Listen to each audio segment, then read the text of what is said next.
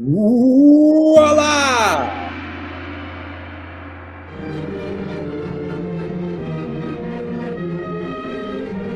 Here I am. Welcome to the Leo Zagami Show, special Wednesday edition. Illuminati News, Illuminati Confessions, celebrating 20 years of Illuminati Confessions online this year in 2026. So here we are with another special show for you, an extra show, which is made possible because of our sponsors. Because our sponsors, guys, because without them, we couldn't be here 2 times a week now.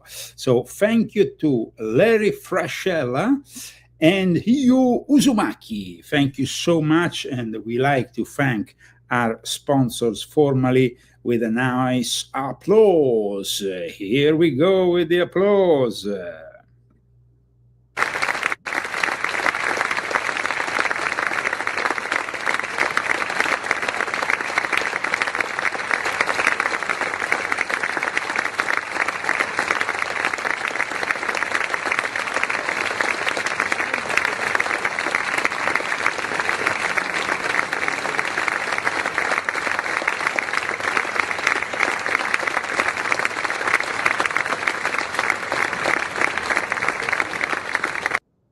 Thank you so much to our sponsors. Here we go.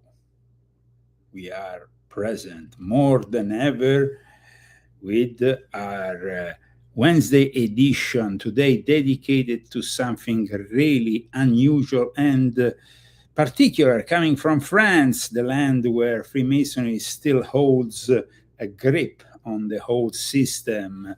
You might say, but maybe in America we still have Freemasonry, but it's a different thing compared to what is going on over there. That's for sure, my friends, for sure.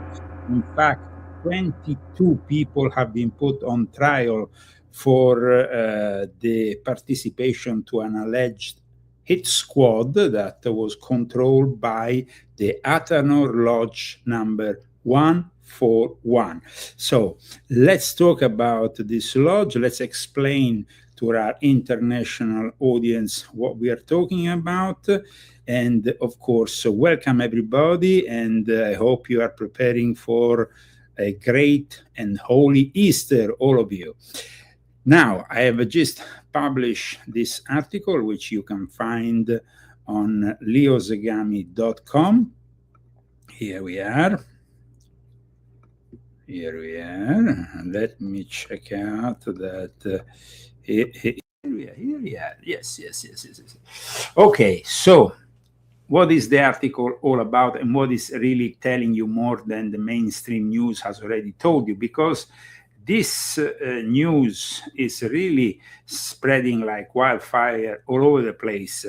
This is the latest article dedicated to it on people.com, how a batched contract killing exposed Freemason mafia network inside French secret society as murder trial begins for 22 accused, 13 of which are actually risking life in prison because of their criminal activities. Now, the Athanor Lodge 141, located in Paris, in the suburb of Puteaux, was part of the Grand Loge de l'Alliance Maçonnique Française.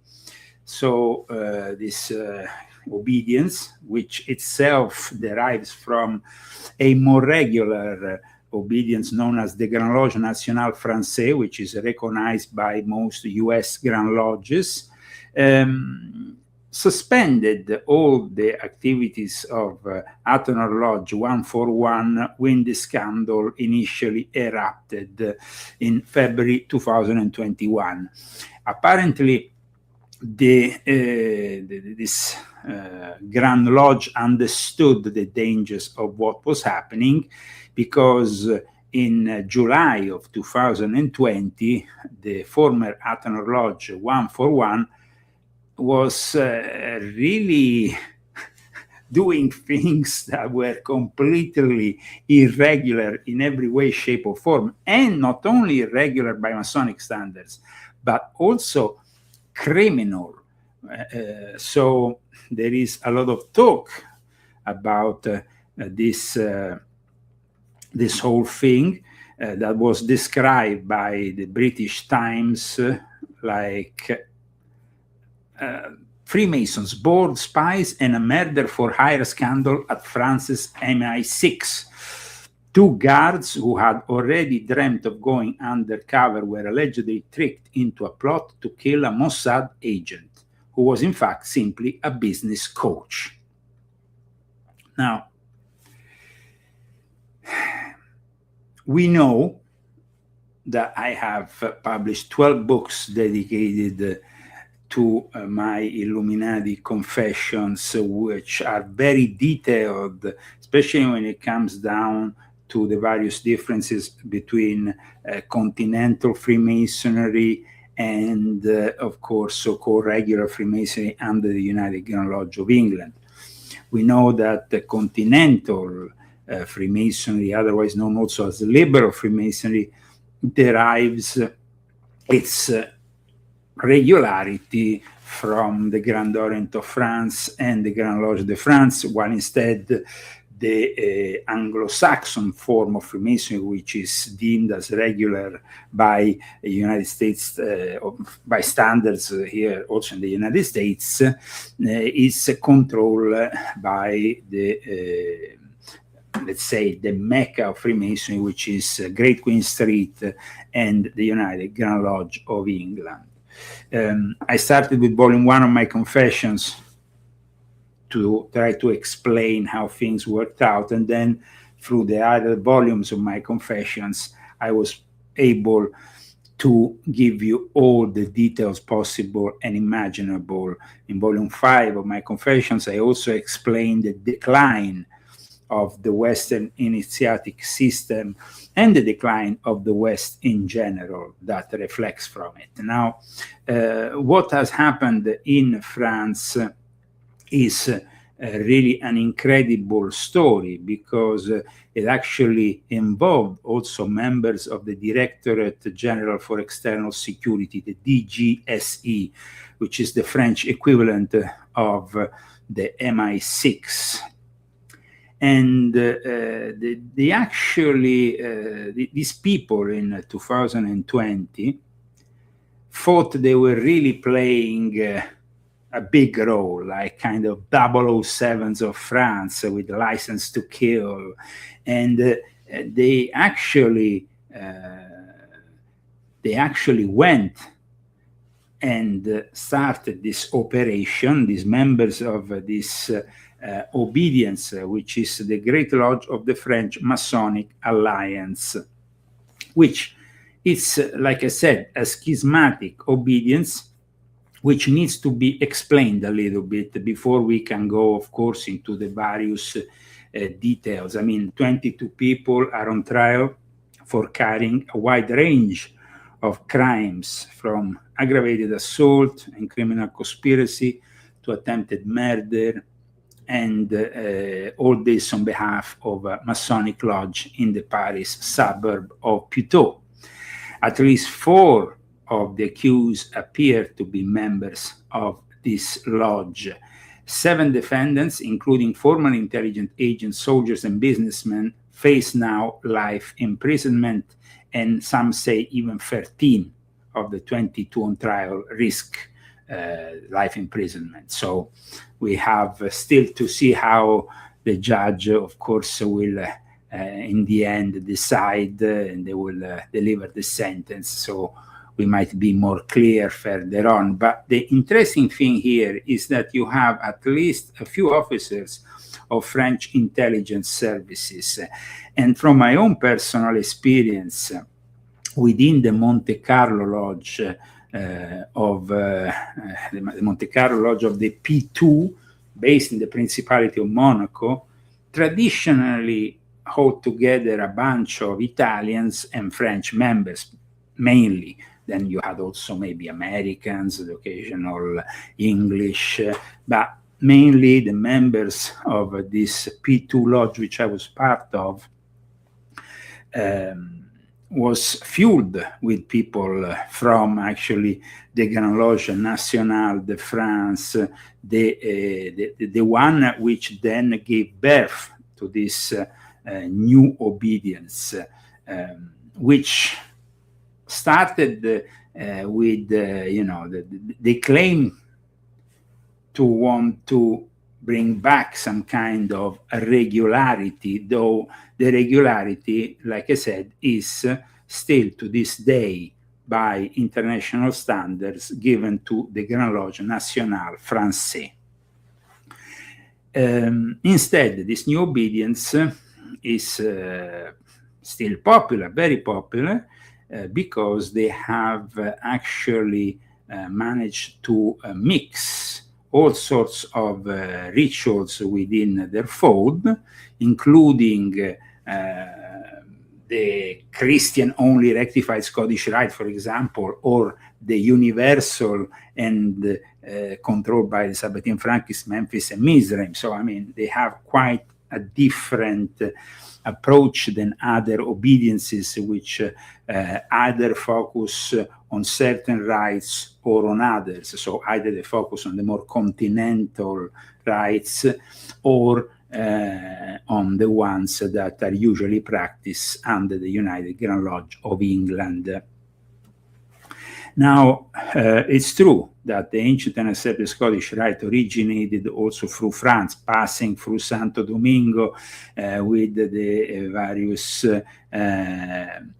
various history references that always go back to France, because France was the place where these high degrees, which then came to shape up and form itself ultimately as the ancient and accepted Scottish Rite, they came from the Chevalier Ramsay speech in the early 1700s, which claimed that the origins of Freemasonry were not the guilds as the English were saying, but rather the Templars, as and this Chevalier Ramsay was the mentor of a member of the Stuart family. So there was actually behind the scenes a division also based on the fact that certain Freemasons wanted to bring back a Catholic monarch on the throne of England, and others instead, the prevailing ones that eventually were more successful, were of course in support of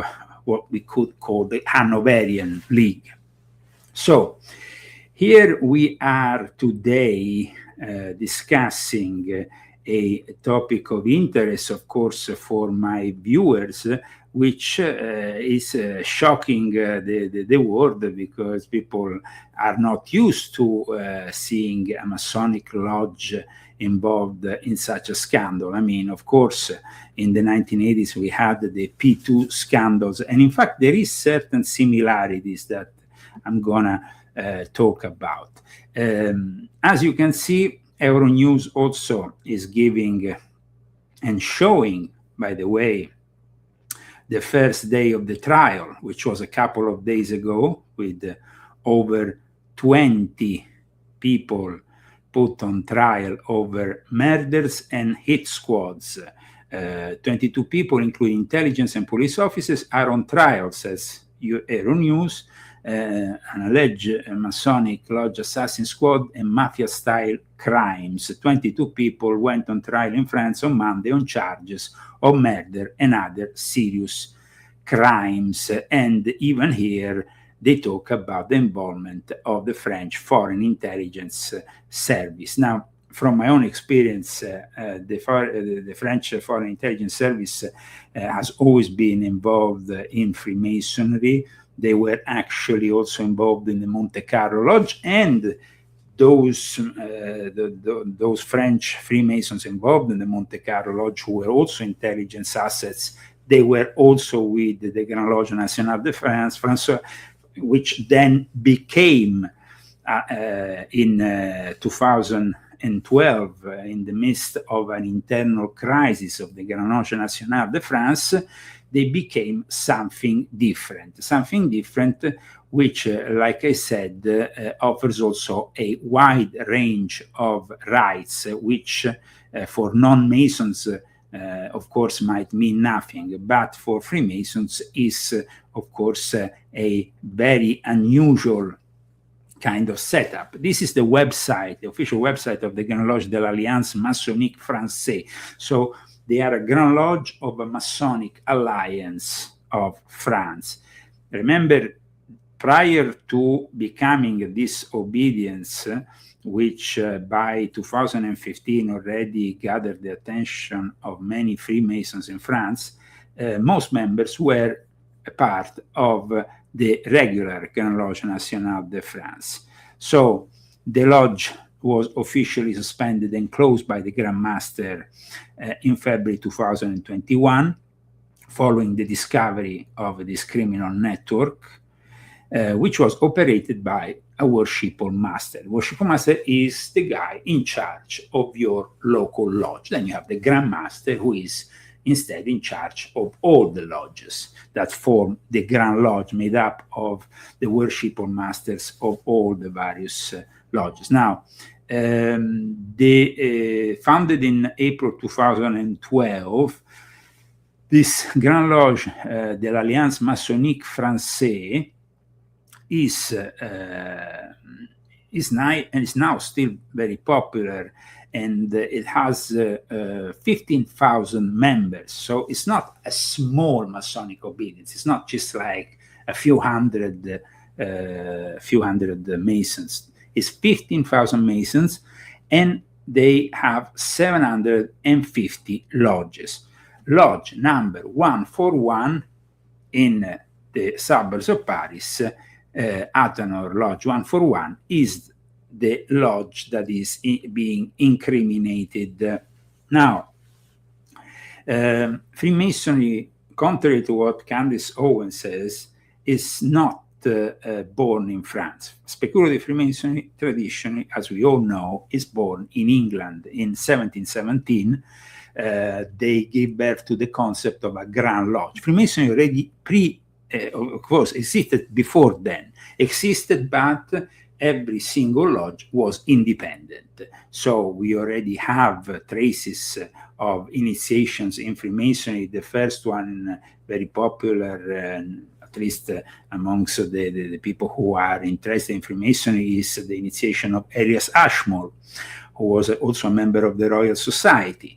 And then Freemasonry in 1717, they got together in this pub, the Goose and the Gridiron, and these lodges formed a Grand Lodge. Then later on, they also put together a constitution that prohibited certain things and approved others. Now, in that time in England, there was two different Masonic factions, reflecting also what I told you earlier, the dispute between the Hanoverian, the Protestant Freemasons, and the Catholic Freemasons, which of course had the backing of the Jesuits. Now, going back to what has happened in France, it's very important that people understand that today in modern societies, the idea, sometimes exaggerated, sometimes not, that career advancement requires affiliation with Masonic lodges, service clubs, lineage societies, university secret societies, or even the Opus Dei, is still prevalent and remains popular. So I have explained in my Confessions of an Illuminati the fact that, of course, you have people who join eager to change their life, these societies, and don't achieve anything, and they are just used by the people on top. And then you have, of course, the elite that joins at times also societies which are much more restricted. Like, for example, we discussed a few weeks ago the Zodiac Club, the exclusive secret society made of only 12 members, which Jeffrey Epstein was connected to. That is a different thing from an ordinary Masonic lodge. But then you have, of course, Masonic lodges which are irregular in the way they operate, and they try to be more elitarian. Now, this lodge here, Athanor, what does the name Athanor mean, first of all? Athanor is a typical alchemical concept, because Athanor is actually, in alchemical terms, it's the furnace which is used to provide that is important for the alchemical digestion. Remember, this is all symbolic, and the Athanor symbolically is this furnace within you, where you are transforming yourself. And Athanor, in this case, instead, there was a bunch of crooks who I think were actually not really into the esoteric side. They were probably using the esoteric side to cover up instead this hit squad, which was instead doing criminal activities that have nothing to do with the esoteric side of Freemasonry.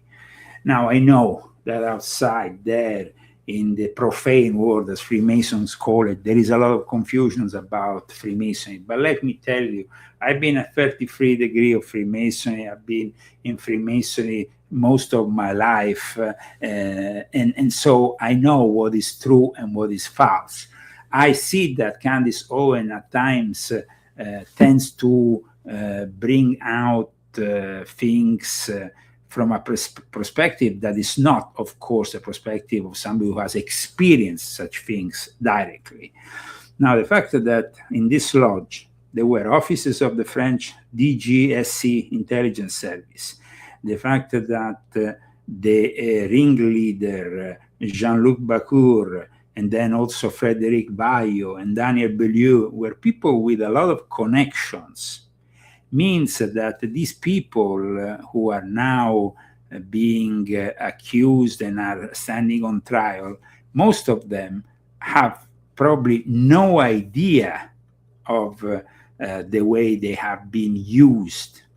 Because I tell you, when I saw this news about the, we had also my colleagues at InfoWars writing a brief article about it. We had a lot of people from the mainstream news writing about it, publications like The Times, Euronews, The Independent.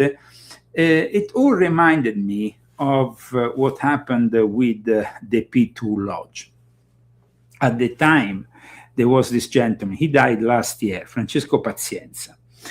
Francesco Pazienza was a former SISMI agent, so an agent of the Italian military intelligence at the time.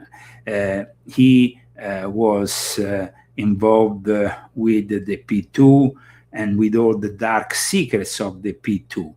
And eventually he ended up being arrested and spent the rest of his life in jail, at least until the 2007. Then partially he was permitted to go out and lead a normal life. But he died last year, of course, in a way, forgotten by everybody. And I'm sure that if he knew how he was used, he would probably not function as a useful idiot.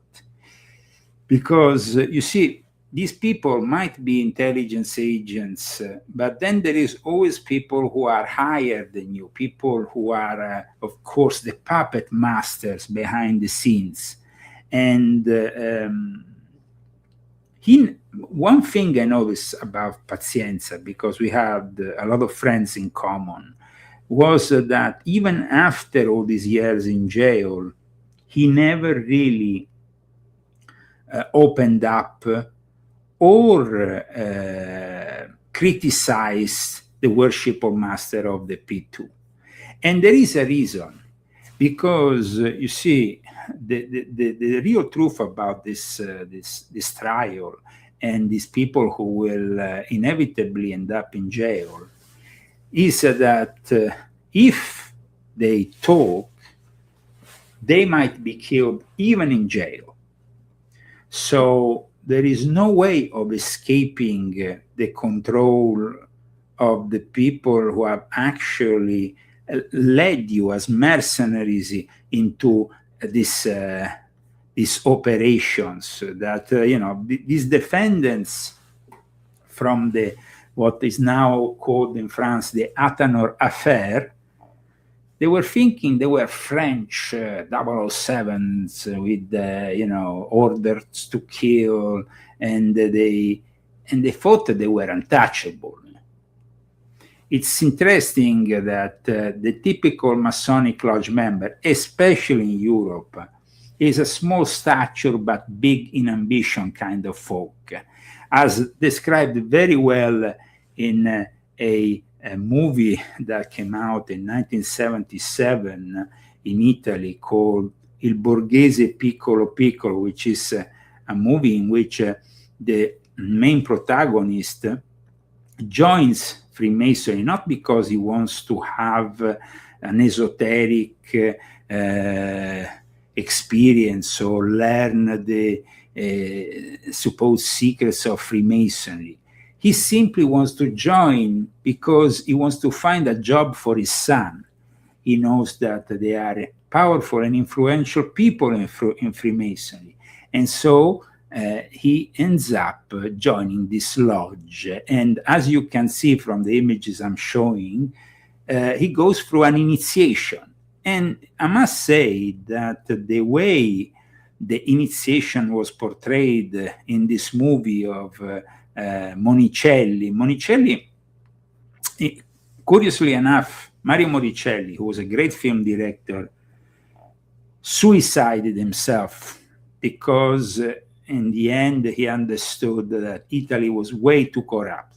Some people might say he might have even been killed, but in reality it's one of the rare cases in which Monicelli ended up suiciding himself for desperation, because he gave an interview before suiciding himself saying the Italians never oppose this and they never did a real revolution in this country. So if you ever want to check out this movie, I gave the details about it in my latest article you can find on leozagami.com, together, of course, with all my latest articles. You can also support me through GoFundMe, through Cash App, but also through the purchase, of course, of my books. And we are living in very critical times. And this book, Volume 10 of my Confessions, is one of the most relevant for the time we are living now. Islamic Freemasonry and the secret societies behind the eternal war in the Middle East. Trust me, guys, the situation is really not a good situation.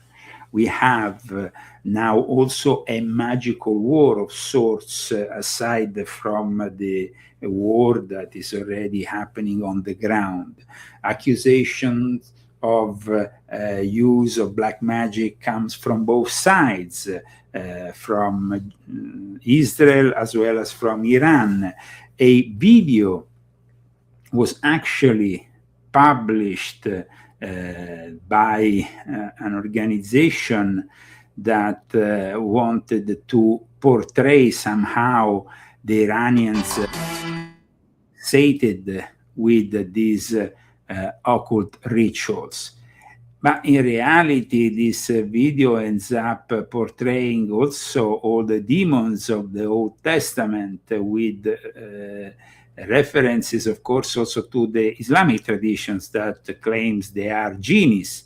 Now, at one point, there is in this video, which is, of course, also including those celebration of the revolution with the burning of Baal, there is actually a ritual.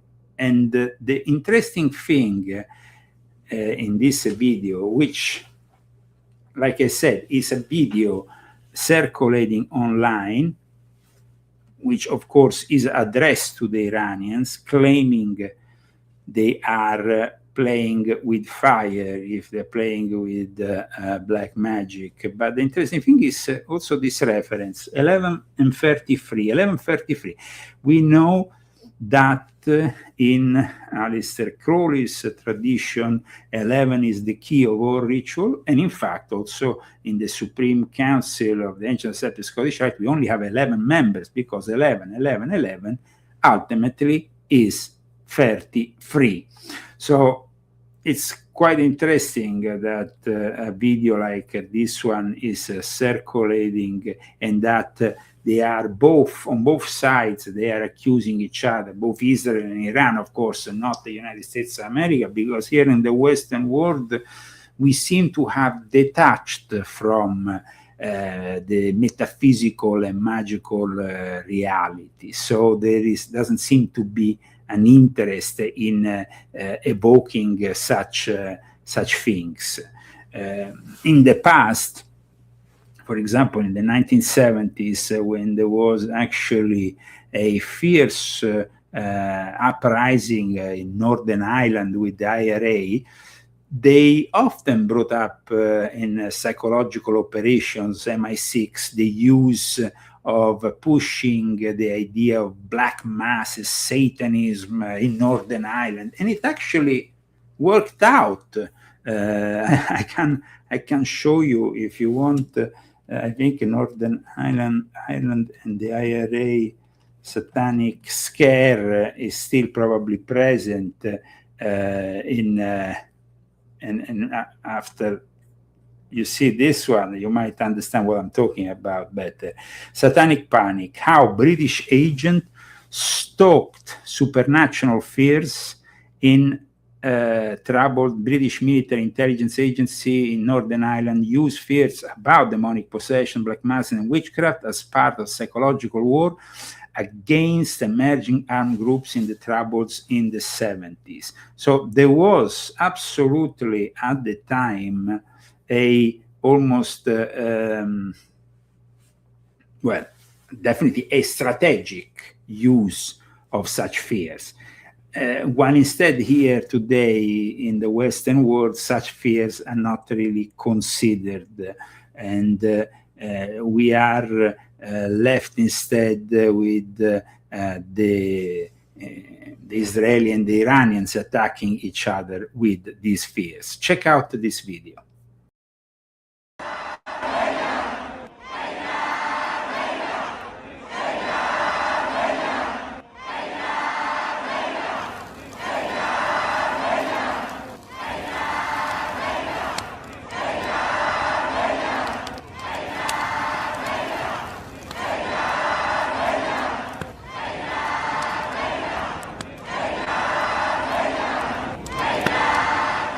ترجیح میدم مورد اول رو با اونی که شاید جذابیت بیشتری داره که خیلی حاشیه برانگیز شد شروع کنیم. بله بفرمایید. آی 24 رسانه اسرائیلی هستش که حالا به زبان انگلیسی من آوردم، نسخه انگلیسیشه. همونجوری که در عنوانش میبینید اشاره میکنه به موشک‌ها و شعارهای ضد اسرائیلی که در جشن 47مین سالگرد. So here they are basically explaining what is happening magically by one side accusing the other of using black magic, but in reality we are left wondering if the Israelis are using black magic or if the Iranians are using black magic. There is a very strong, there has always been a very strong tradition on both sides when it comes down to the use of magic. However, aside from magic, the situation is deteriorating. So now we have also, as you heard in the last few hours,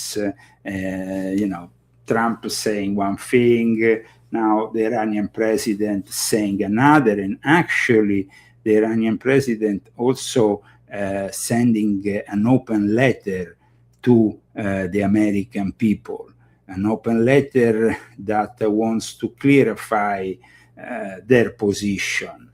It seems like we are heading towards uncertainty, especially in Europe, where they already have one war with Ukraine and Russia, and now in the south they are also confronted by a destabilized Middle East.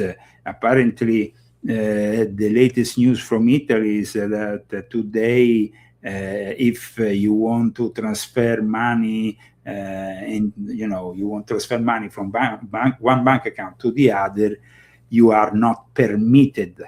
There is some kind of blockade in the banking system that is kind of indicative of the troubled times that we are living in. But let's go back to this situation with the Athanor Lodge. It might seem only a local French thing. It might seem something so distant from us here in the United States of America. But trust me, there has been cases also of irregular lodges, even here in California, which I've discussed previously on the Leo Zagami show. There has been also cases of irregular Prince Hall lodges, which have been dealing with alleged criminal activity. So it's not only a French thing, though, of course, in this case, we are talking about a lodge which created a hit squad made of people who thought they could get away with murder, they could get away with killing even race car driver. And I mean, it's incredible how these people really thought they could get away with so much. But now they stand accused of the murder of race car driver Laurent Pasquali, which happened in 2018, which is a rather big deal for this mafia network inside this lodge of Freemasonry, which comes from an obedience which claimed was being reformed and was trying to lead the mission to purify Freemasonry in their essence. Well, it doesn't seem like they purify Freemasonry. It seems like they are simply making things worse, because this new Masonic obedience is simply giving probably too much independence to certain lodges, and this independence then gives the possibility to those Freemasons to act in a criminal way. Interesting, like I said, also is the fact that you have this anti-Semitic thing that I noticed myself in French Freemasonry. There is side of French Freemasonry which is completely controlled by the Sabbatean Frankists, and that is mostly present in the Grand Orient of France, Grand Lodge de France, and in obediences which practice mainly the Memphis and Mizraim rite, aside from also members of the ancient and accepted Scottish rite within the Grand Lodge de France, as well as the Grand Orient of France. But then you have the anti-Semitic forces, which are instead usually present in Christian-only rites, like the rectified Scottish Rite, and those Christian, between brackets, Christian forces seem to have been the ones behind the actions of the Athanor Lodge on trial. I'm sure that these people will never really say the whole truth, because like I said earlier, they will probably be eliminated. But I wanted to make sure that here our audience, the audience of the Leo Zagami show, that for many, the Illuminati Confessions celebrates 20 years. And in these 20 years, I told you over and over again that these realities existed, that there were people doing these kind of things, that they claimed to have license to kill, that they had hit squad networks within their lodges. It's not like a first time kind of situation. So I hope that you appreciated today's show. I want to thank again Hio Uzumaki and Larry Frascella, who made this extra show on Wednesday possible. And of course, we will see. We have before us the opportunity to forge for ourselves and for future generations a new world order. Ladies and gentlemen, the very word secrecy is repugnant in a free and open society. Illuminati News. Free and independent. Yes, we continue to be free and independent, thanks to you. And of course, don't miss our next show. Please put like, please subscribe to all my channels in order to avoid possible censorship. And remember, my latest books, volume 12 in particular, as well as The Rise and Fall of a Frankist Monster, are particularly relevant. But today, I also wanted to tell you about volume 10, because it's not been one of my best sellers. Sincerely, it's not been one, but it's so relevant to what is happening today in the Middle East that you absolutely need to get this book. Illuminati want my mind, soul, and my body. Secret society, trying to keep it on. مانند عهد